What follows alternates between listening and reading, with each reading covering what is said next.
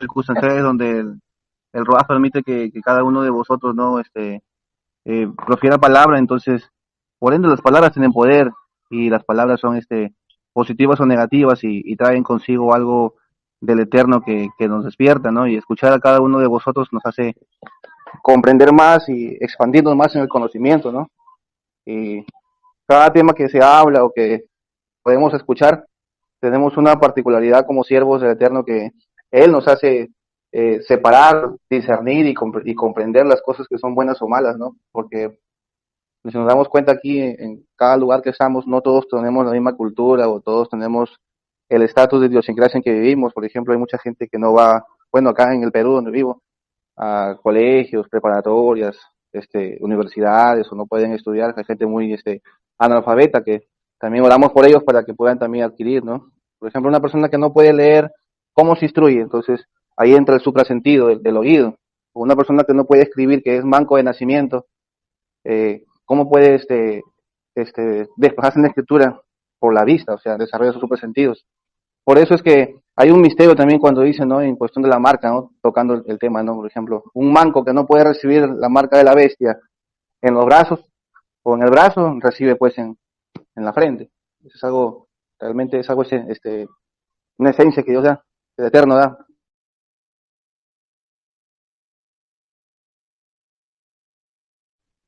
Pero sobre este tema que ahora he visto a varios decir que los muertos están conscientes, que por ejemplo ponen el ejemplo, valga la redundancia, de Lázaro, el rico y Lázaro, que como el rico está desde, desde el Lo separa infierno,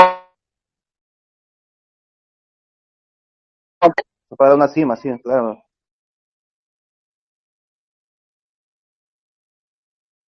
perdón hermano.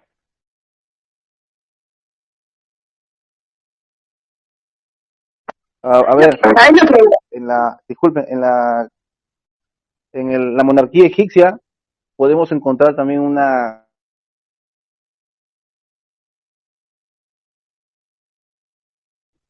Ay, no se escucha. ahí me escuchan, buenas. Ahí sí. Sí.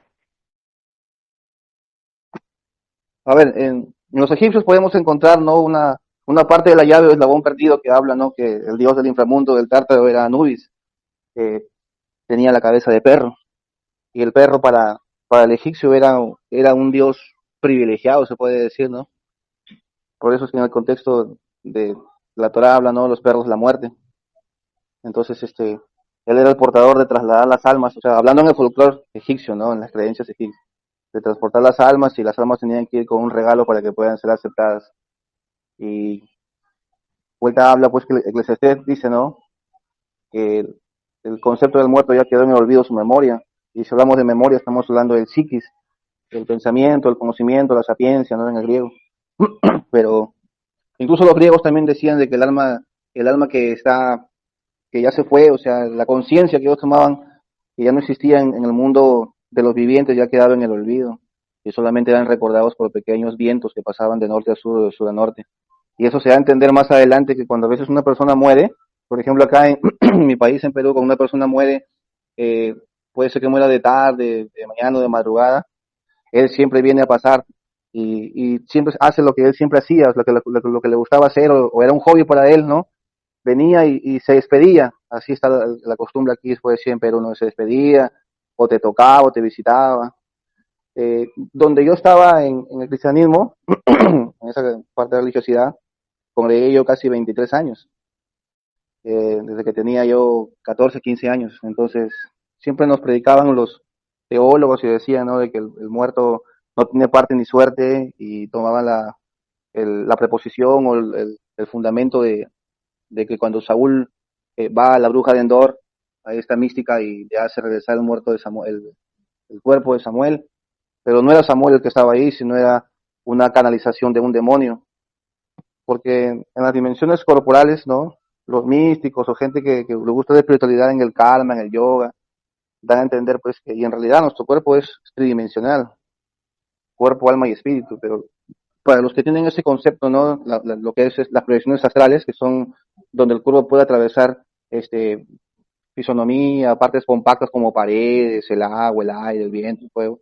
Ellos canalizan la cuarta dimensión y tienen esa propiedad. O sea, hablar de dimensiones, se habla de portales. Entonces, lo que decían los místicos, como los medium o gente esotérica, abrían portales y llamaban al muerto. Pero el muerto ya estaba ya perdido, o sea, no tenía memoria. Pero lo que sucede ahí es de que entraba a interconectar un demonio. Es cuando uno está durmiendo, también ese es un misterio. El cuerpo es el que descansa, como decía la hermana Claudia, ¿no? A veces ya tiene que trabajar y uno tiene que dormir, uno se adecua, se adapta, uno ya tiene ese modo operandi de que tal hora duermo y no puedo pasarme más allá porque ya estoy acostumbrado, o sea, se hace un hábito. Entonces, el cuerpo duerme, descansa, tiene que recuperar todas las proteínas, vitaminas y el cuerpo pues está hecho de tierra, por eso es que Adán en el griego le decían la dama, era rojizo y tiene que ver algo también con la parte del color de su piel de Edom, el hermano de Jacob. Entonces, nuestro cuerpo, ¿cómo descansa cuando dicen los entendidos, ¿no? Que cuando uno se echa en el lecho, la postura de estar horizontalmente hace que la tierra se nivele. Y si lo llevamos en la parte agrícola de la tierra, cuando la van a chalponear, o cuando van a ararla, cuando van a sembrarla, la gran mayoría de tierra fértil y de que saque buenos frutos es cuando la tierra está llana y plana, horizontal.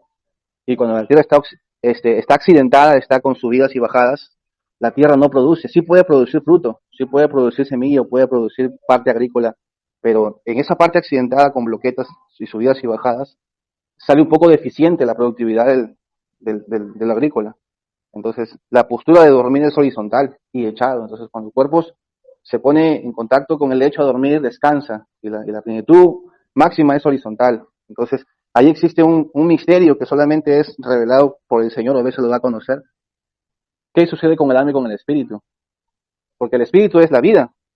Dice que cada mortal cuando muere, el espíritu lo recoge el Eterno. Y también habla, ¿no? En el Nuevo Testamento que el alma también la pertenece al Señor Eterno, porque Él es el obispo de vuestras almas. Pero de ir más allá de saber de la muerte para muchos también solamente es una separación del cuerpo, el alma y el espíritu, porque se clasifica, el cuerpo se va al polvo, el alma es la inmortalidad, dicen muchos entendidos, y el espíritu regresa a Dios, al Eterno.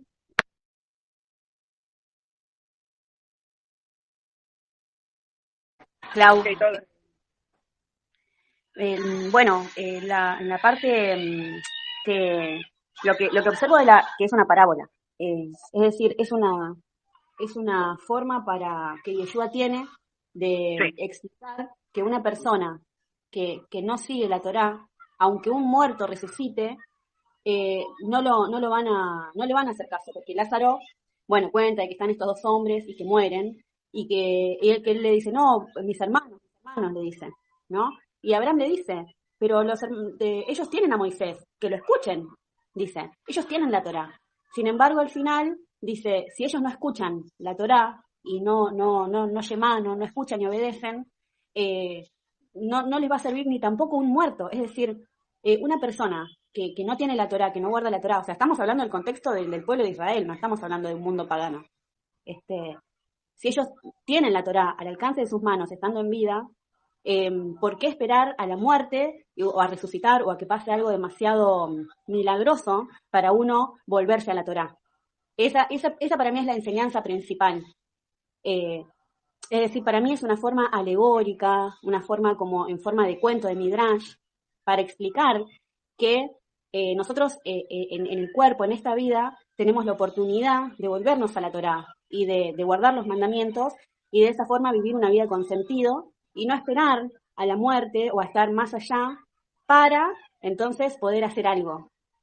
Porque este hombre tenía todo, es decir, no le faltaba nada. Y, ¿Y por qué él estando en vida no le habló a sus hermanos? ¿Por qué empezó a pensar en sus hermanos cuando estaba muerto? Entonces, para mí, digamos, es mi opinión, una persona cuando muere, literalmente, ya su cuerpo ya deja de ser y su alma vuelve al Padre. Porque para mí el cielo y el infierno como tal no existen. Em, y bueno, esa es la opinión que tengo hasta ahora de lo que estudié, digamos. obvio que todo está sujeto a revisión y a corrección. Bueno, y una de las cosas que a mí más me impacta con el tema es la historia de David, cuando él ora tanto, ¿no?, por su hijo, para que ya tenía la sentencia de morir. Sin embargo, él ora, ayuna para que ese juicio se revierta. Y cuando, bueno, que él estaba tirado, que no comía, y cuando el bebé murió, él se levantó, se bañó, se cambió las ropas y comió y estaba alegre. Y dice, uy, ¿cómo puede ser que haya cambiado tanto? Y dice, es que yo ya no puedo hacer nada por él. Ahora a mí me toca volver a él, o sea, que él todavía está acá. Y, y bueno, o sea, eso para mí es en el lado físico, literal. Y también está el sentido espiritual, o sea, la muerte como separación, la muerte como alejamiento y la muerte como ignorancia, como oscuridad. La palabra muerte es met, que quiere decir separación, y a esa palabra cuando le ponen la alef, que representa al Eterno, se vuelve emet, o sea, es la conexión con el Padre. Y creo que a eso también se puede aludir con el tema de la resurrección. Cuando una persona está en oscuridad en algún área de su vida, está muerta, ¿no? Como dice Pablo, en los delitos, en los pecados. Entonces, y cuando nos volvemos al Padre y hacemos esta teshuvá, nos conectamos con la emet, entonces tenemos una resurrección. En áreas en que antes no lo veíamos o estábamos separados, desconectados. Y bueno, y esta es la parte más espiritual o más alegórica de lo que tiene que ver con la muerte. Bueno, eso es lo que observo de este tema de Lázaro y el rico. O sea, es una enseñanza de Yeshua, ¿para qué? De que la gente, o sea, tiene al alcance de sus manos el poder vivir en la Torá, ahora. O sea, no hace falta que uno muera y tener que revivir para que alguien tome conciencia de volver al Padre. Moisés está, las enseñanzas está, la Torá está, y está para que está disponible, no es algo que esté alejado, lejos de nosotros. Para mí esa es la enseñanza básica de la parábola. Shalom, Belencita, exacto. Eso es lo que me gusta de aquí, que estamos conectados y sabemos exacto el significado de cada parábola. Pero ahora muchos agarran de ahí que los muertos sí tienen conciencia y que habitan y que están. Sí, ¿sabes por qué? Claro, porque se agarra la parábola y se la saca de su contexto hebreo. Entonces, al sacarla del contexto hebreo y al ponerla en el contexto griego, romano, se puede hacer una transformación total de la enseñanza. Entonces se la saca de su contexto hebreo, que sabemos que tiene su folclore, su historia, su base, y si la sacamos de ahí, entonces claro, eso da lugar a hacer un montón de distintas historias o de suposiciones, más cuando leemos la historia con enseñanzas preconcebidas o cosas que se adecúan a lo que yo pienso. O sea, yo no estoy leyendo la historia de acuerdo a lo que dice en realidad, sino lo pienso de acuerdo a lo que yo siento o lo que yo he aprendido de cómo debe ser. O sea, con una mentalidad moderna, occidental. Entonces, por eso es tan importante estudiar en su contexto hebreo. O sea, ¿a qué se refería cuando estaba hablando de esto? Creo que eso es lo más importante. Terminar este momento tema con un salmo. El Salmo 104, desde el 24, dice: cuán innumerables son tus obras, oh Yahweh, hiciste todas ellas con sabiduría. La tierra está llena de tus beneficios. He allí el grande y anchuroso mar, en donde se mueven seres innumerables, seres pequeños y grandes. Allí andan las naves, allí está el Leviatán, que hiciste para que jugase en él. Todos ellos esperan en ti, para que les des su comida a su tiempo. Le das, recogen, abres tu mano, se sacian de bien, escondes tu rostro, se turban, les quitas el hálito, dejan de ser, y vuelven al polvo. Envías tu rúa, tu espíritu, son creados, y renuevas la faz de la tierra. Entonces vemos de alguna manera este aspecto de él, decirle al hermano César, el rúa, ¿no?, el espíritu, que viene a ser justamente la vida, porque cuando creó allá el Eterno a Adán y Java, él le da, él, después de formarlos, de hacerlos, le da el hálito, ¿sí? Y dice que fue un ser viviente, o sea que tenía alma. Pero el hálito, es la vida que estaba en el hombre, ese rúa del Eterno, el espíritu, ¿sí?, que llena toda carne. Y ese mismo espíritu, esa energía, si se quiere, de alguna manera, es utilizada, se vuelve a renovar en este plano, ¿no es cierto?, terrenal, pero no así el alma, sino que el alma justamente es reservada, como muchos pasajes que nos enseñan en la Escritura, que el Beth HaMikdash, por ejemplo. La casa del Eterno, como dice en el principio en Bereshit, empieza con la Bet, él hizo la casa para su hijo, el hijo también dice, pero si el hijo dice, el siervo no permanece para siempre en su casa, dice, pero el hijo, es decir, el que creó la casa, permanece para siempre. Eso también lo dice en Hebreos, Rab Shaul, bueno, yo creo que fue Rab Shaul el que hizo el libro de Hebreos, donde nos enseña que Moshe fue siervo, pero el que construyó, el arquitecto de todo, ¿sí?, es mucho mayor que el siervo. Entonces está hablando de Yeshua y está hablando de la casa. Y en esa casa, en ese lugar, están las almas, digamos, de todos aquellos que van a ser salvos, por supuesto, reservados en ese momento, y es allí donde están depositadas las almas. Y tiene que ver también con la resurrección, tiene que ver también con aquel episodio donde va a suceder en la segunda venida, que los muertos resucitarán, es decir, en un abrir y cerrar de ojos. Cuando morimos es como cuando dormimos es como si estuviéramos ensayando para la muerte. Entonces, y no es un tema menor este tema de la muerte, sino que nos tiene que llegar, así como decía la hermana Belén, obviamente con un contexto hebreo, contextualizando cada tema y cada concepto, para llevar a otro entendimiento, ¿verdad? Que nos dice y nos enseña la Escritura, que aunque pasa que como el hecho de 1 Samuel, que habla de allí, de que se le presentó Shmuel a Saúl, allí trayendo por medio de un medium, ¿no?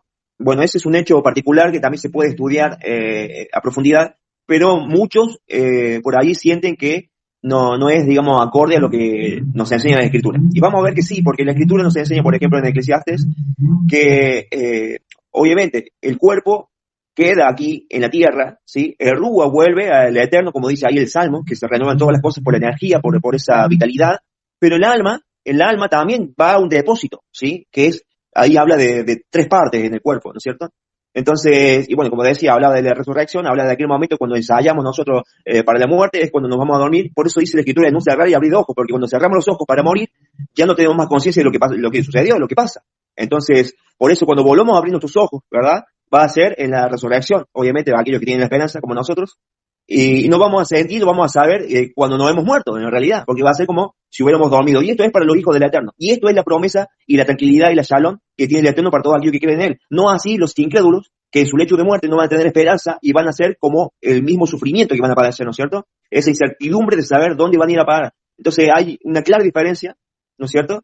Por eso Rab Shaul hablaba de este tema, para traer consuelo, ¿sí? Nosotros no estamos sin esperanza como aquellos que mueren, ¿no es cierto?, sin esperanza, sino que para nosotros el morir es como ganancia, también decía Rab Shaul, pero en las manos del Eterno. Bueno, yo parafraseando y trayendo esto a memoria para complementar, digamos, esta parte, un semi-estudio, digamos, que bueno, que nos cautiva y es muy lindo. Así que vamos a dejarlo aquí, hermanos. Yo ahora voy a cortar la grabación para que iniciemos un momento de oración y luego entrar en el estudio.